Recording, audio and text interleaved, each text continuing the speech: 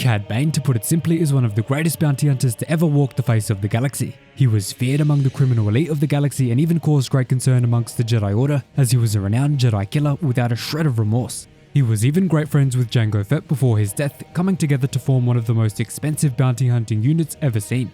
But why did he wear breathing tubes on all of his missions when many of his fellow hunters did not? Well, the answer is honestly awesome and will make it clear that you do not want to mess with Cad Bane. Make sure you subscribe for more Star Wars lore videos, and let's get into it. Right at the beginning of his bounty hunting journey, Cad Bane knew that he wasn't going to make it very far relying simply on a blaster and some quick thinking. He was never arrogant enough to believe he was invincible like many other bounty hunters were.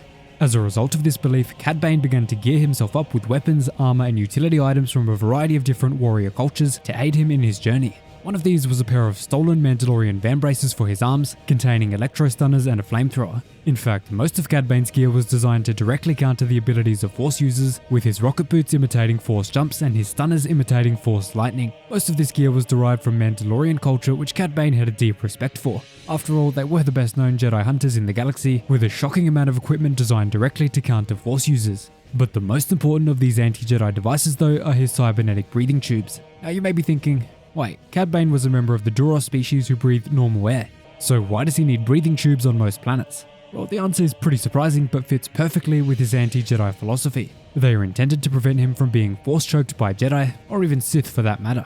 Not that there were too many around during the Clone Wars. These tubes are able to direct oxygen directly into Cad Bane's facial pores, allowing him to bypass his throat. The reason he did this is because he was willing to take many bounties on Force users and Jedi targets who would otherwise pose great risk to his life. Using these tubes in combination with his rocket boots and flamethrowers made him a very menacing target for any Jedi Knight, as he could not be taken down with any of the traditional methods. He was able to keep a very safe distance from any Jedi, never even giving them the opportunity to pull out their lightsabers, which he knew he was no match for.